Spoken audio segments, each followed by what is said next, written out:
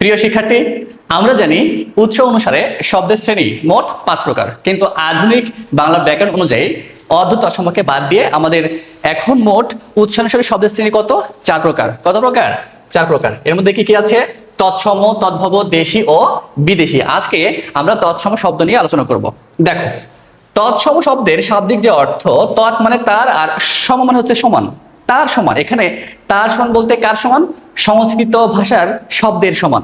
এখন সংজ্ঞাটা কি দেখো, যে যেসব শব্দ সংস্কৃত ভাষা থেকে সোজাসুজি বাংলা ভাষা এসেছে এবং যাদের রূপ অপরিবর্তিত রয়েছে সেসব শব্দকে তৎসম শব্দ বলা হয়। অর্থাৎ আমরা জানি যে আমাদের বাংলা ভাষায় সংস্কৃত বা তৎসম অনেক শব্দ সরাসরি সোজাসুজি অপরিবর্তিত হয়ে আমাদের বাংলা ভাষায় এসে একদম অবিকল সেইটাই বাংলা ভাষায় রূপান্তরিত হয়েছে, যার কোনো পরিবর্তন নেই। এরকম শব্দকে বলা হয় তৎসম। এখন তোমরা যারা ইউনিভার্সিটি অ্যাডমিশন দিবা, বিসিএস, ব্যাংক, এনটিএসসি, প্রাইমারি বা 10 থেকে 20তম গ্রেডে যে চাকরি বাকরির পরীক্ষা, বিভিন্ন পরীক্ষায় কিন্তু দেখা যায় যে এই শব্দ থেকে প্রশ্ন থাকে যে নিচের কোনটি তৎসম শব্দ বা তৎসম শব্দ কোনটি, এরকম ধরনের অনেক প্রশ্ন হয়ে থাকে অনেক পরীক্ষায়। তো সেক্ষেত্রে গুরুত্বপূর্ণ যে তৎসম শব্দ আছে সেগুলো আমরা মুখস্থ করব।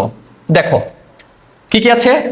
অদ্য, অন্য, অপরাহ্ন, অশনি, আকাশ, আজ্ঞা, কর্ম কিংবা, কুণ্ডল, ক্ষতি, ক্ষমা, ক্ষমতা, ক্ষুধা, খাদ্য, গন্তব্য, গুণী।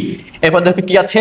গ্রহ, ঘৃত, চর্ম, চন্দ্র, জঙ্গল, জল, জলজ, দীক্ষিত, দুর্গা, দেশীয়, নক্ষত্র, নারিকেল, নিমন্ত্রণ, নীল, পত্র, পাত্র, পদ্ম, পুত্র, পিতা, পৃথিবী, প্রস্তর, বন্য, বিড়াল, বৃক্ষ, ভবন, ভবিষ্যৎ, ভোজন, ভ্রাতা, মধ্যাহ্ন, মনুষ্য, মাতা, রবি, শয়ন, শশী, সত্য, সূর্য, স্বামী, স্নেহ। অর্থাৎ গুরুত্বপূর্ণ বেশ কয়েকটা তৎসম শব্দ আমরা এখানে উপস্থাপন করেছি। এছাড়াও আরো শত শত তৎসম শব্দ আছে, এটা চর্চায় রাখতে হবে, মুখস্থ করতে হবে, যাতে পরীক্ষায় আসলে আমাদের ভুল না হয়। তারপর আরেকটা বিষয় দেখো, যে সংস্কৃত ব্যাকরণ অনুসারে গঠিত পারিভাষিক শব্দকেও তৎসম শব্দ বলে। যেমন দেখো, অধ্যাদেশ, তারপর গণপ্রজাতন্ত্রী, মহাপরিচালক, সচিবালয়, এই শব্দগুলো কিন্তু তৎসম শব্দের মধ্যে পড়ে। আশা করি এই ভিডিওটা তোমাদের জন্য বেশ কার্যকরী। এটা স্ক্রিনশট অথবা মুখস্থ করো।